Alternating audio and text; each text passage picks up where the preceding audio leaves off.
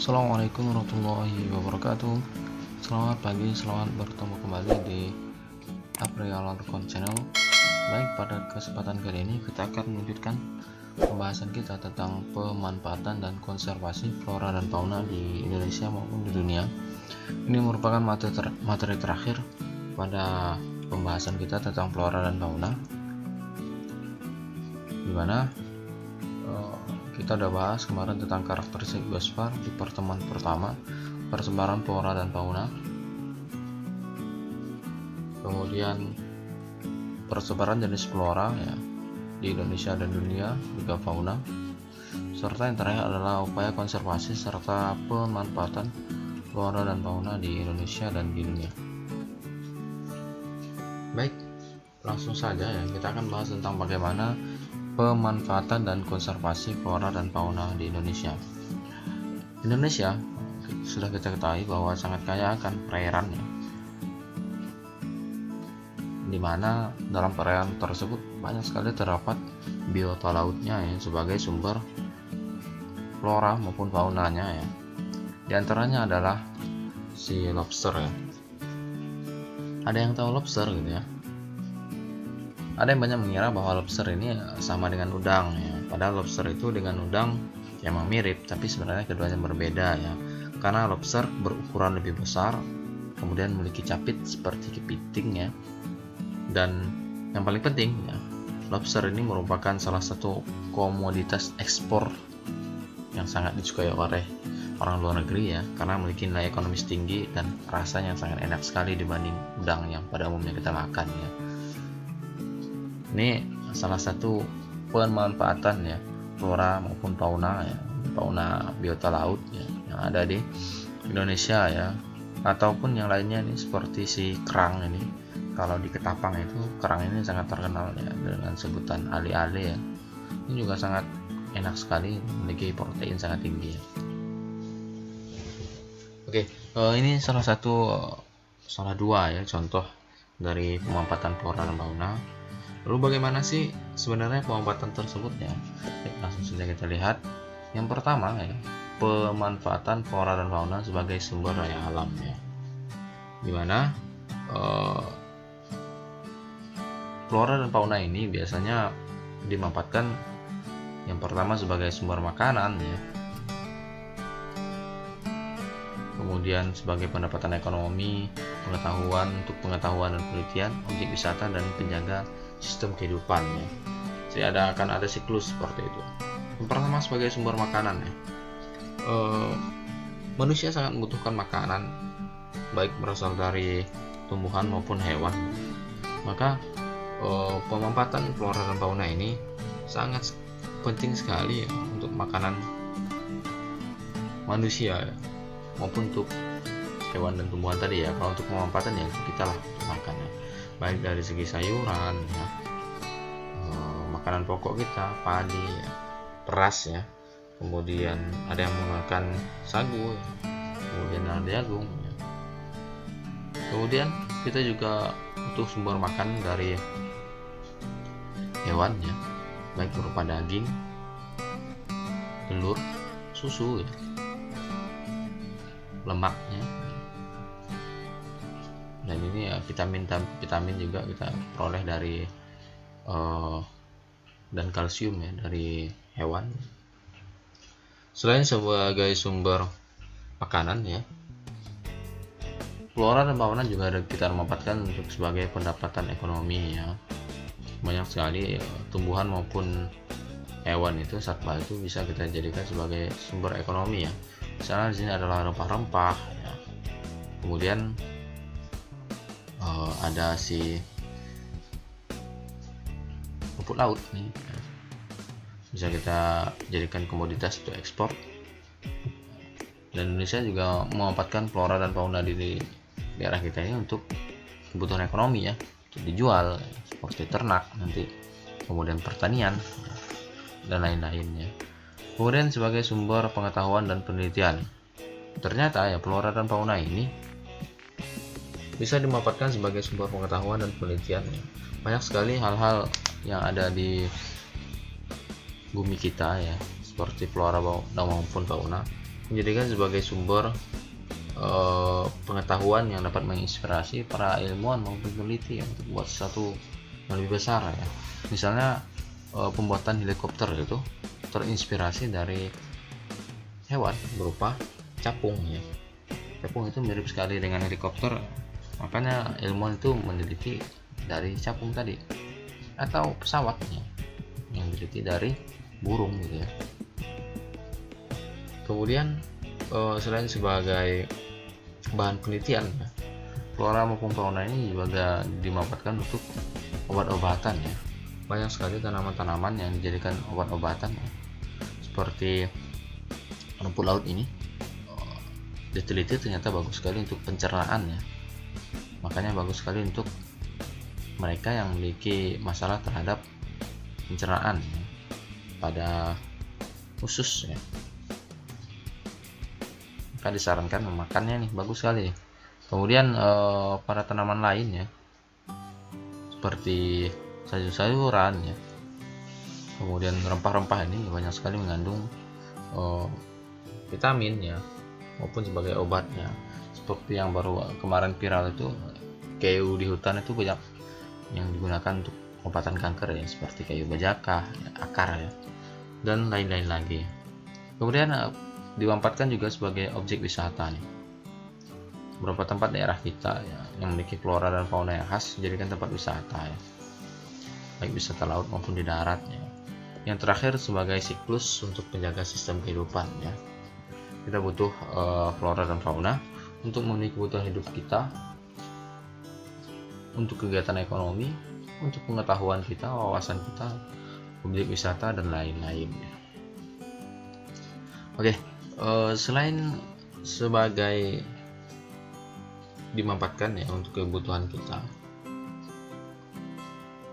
flora dan fauna ini juga akan mengalami masa kritis ya, ketika kehidupan manusia berlangsung terus-menerus, kemudian bertambahnya jumlah penduduk, maka kebutuhan juga akan meningkat. Yang meningkatnya jumlah penduduk akan berpengaruh terhadap pemanfaatan flora dan fauna. Maka seringnya terjadi penebangan liar ya, penangkapan hewan-hewan yang langka dan lain-lain ya. Maka perlu lakukan konservasi ya, serta memanfaatkan flora dan fauna dengan tepat tadi ya. Maka dalam proses pemanfaatan yang tadi pun ya harus memperhatikan untuk masa depan nih. Jangan kita mengambil semaunya ya. Ini di materi sebelumnya sudah kita bahas ya, tentang bagaimana upaya pemanfaatan sumber daya kelautan ya, dan lain-lain itu dengan tepatnya. Maka selain itu ya, kita lakukan upaya konservasi ya. Dalam proses konservasi di Indonesia itu dibagi menjadi dua jenis ya. Ada kawasan Suaka Alam KSA dan kawasan pelestarian alam ya, KSP.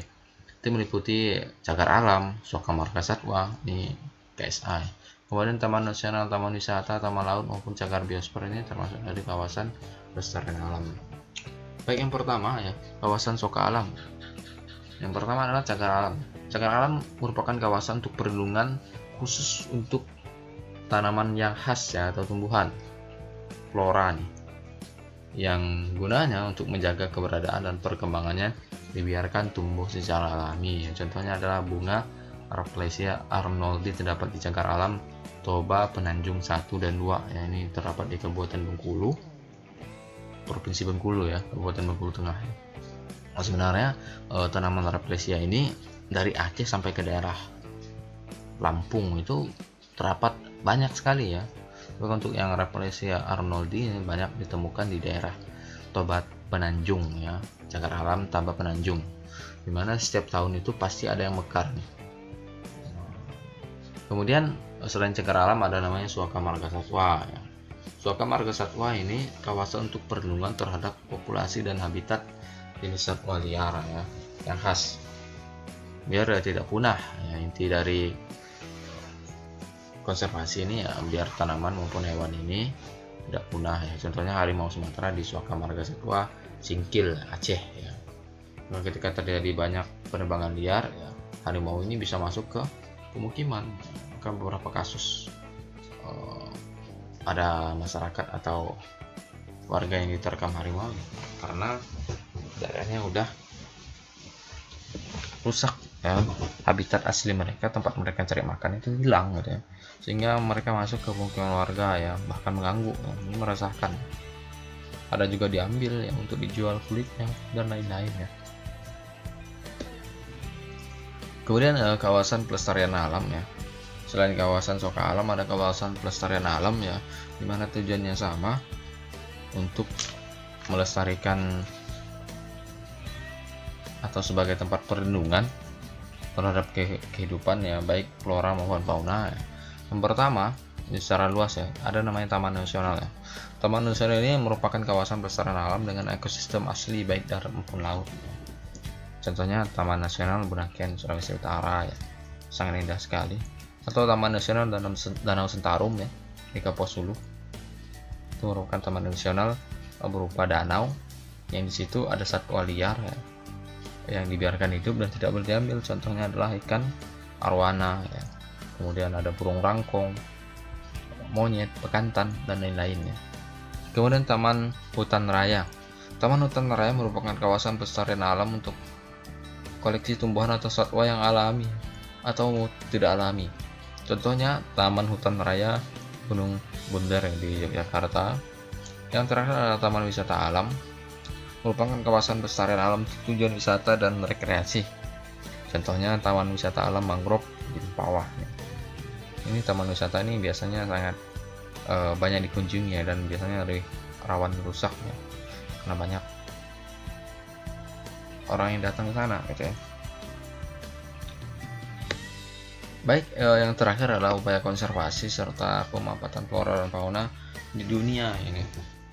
Yang pertama ada namanya International Union for Conservation of Nature ya, IUCN ya. IUCN ini menangani bidang konservasi sumber daya alam ya, seperti konservasi spesies tumbuhan dan hewan di dunia, karena banyaknya kelangkaan ya spesies di dunia ya, tumbuhan maupun hewan ya, lengkap lah ya. Kemudian WWF, ini nggak asing ya, World Wide Fund for Nature ya, dengan lambang panda ya, hitam putih, merupakan organisasi konservasi independen ya terbesar di dunia. WWF ini usaha konservasi, penelitian, dan restorasi lingkungan. Awalnya bernama World Wildlife Fund ya, berubah jadi WWF sekarang ya. Ini di Indonesia itu, bahkan di Kalimantan ini banyak masuk ya, termasuk upaya pelestarian satwa liar seperti monyet, simpanse ya, bekantan, kemudian sejenis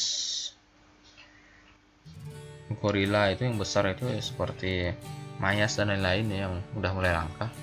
Bahkan kalau di daerah-daerah tertentu tempat penebangan kayu-kayu besar itu, hutan itu, mereka tuh diambil, dibakar, dimasak, dimakan ya, sangat menyedihkan sekali lah. Bahkan sangat sekarang itu banyak diburu yang baik untuk dimakan maupun di koleksi dan lain-lain. Ini sangat disayangkan ya. Maka beberapa organisasi ini yang peduli ini menyumbangkan banyak sekali dana untuk kegiatan ini ya. Yang terakhir adalah World Research Institute atau RI ya. Ini merupakan sebuah usaha ya, yang untuk menghilangi atau mengurangi kehilangan tutupan lahan hutan dan mengembalikan produktivitas lahan gundul ya, dimana saat ini pertamanya jumlah penduduk mengakibatkan penggunaan lahan untuk kegiatan pemukiman itu semakin intens ya, semakin tinggi. Maka bahkan kita Kalimantan itu yang dikenal sebagai paru-paru dunia mulai habis gitu ya, hutannya, hutan alaminya ya. Maka dari WRI ini mereka mengadakan kegiatan untuk penelitian dan usaha pelestarian lah, mengembalikan fungsi lahan yang sebenarnya gitu ya, baik yang terbakar karena alam maupun terbakar secara alami ya. Terbakar karena alam nih misalnya di pegunungan ya, terdapat sabananya itu ketika gunung meletus ya, biasanya sering terjadi kebakaran ya, maka dilakukan penanaman kembali dan lain-lain. Usaha yang untuk kegiatan konservasi serta pemanfaatan flora dan fauna dunia. Dimana tujuan akhir dari konservasi ini ya supaya flora maupun fauna ini tetap lestari dan tidak langka ya, sehingga anak cucu kita masih bisa melihat dan menikmati kekayaan alam yang ada di dunia ini. Baik, begitu saja pertemuan kita pada kesempatan kali ini. Materinya sangat singkat, semoga mudah dipahami ya, semoga bisa diaplikasikan terutama untuk upaya konservasi ini. Jangan sampai kita mempelajari materi tentang flora dan fauna ini tapi kita malah jadi agen untuk perusak ya lingkungan, baik itu terhadap satwa yang langka maupun tumbuh-tumbuhan langka ya. Sampai jumpa di lain kesempatan. Tetap dukung channel kita di Apri Al Arfan Channel. Saya Priyadi, salam lestari, salam geografi. Assalamualaikum warahmatullahi wabarakatuh. Dadah.